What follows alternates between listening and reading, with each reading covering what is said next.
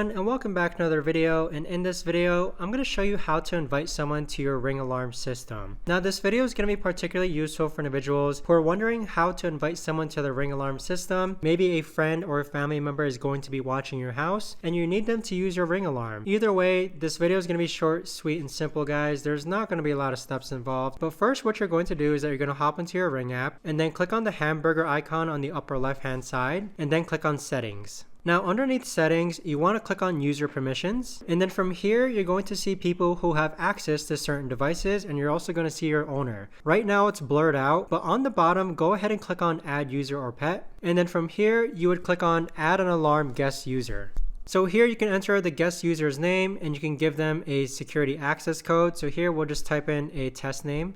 So we'll just say test, and then next what we'll do is that we're going to give them an access code of 00000000, then click on done, and then click on add guest user.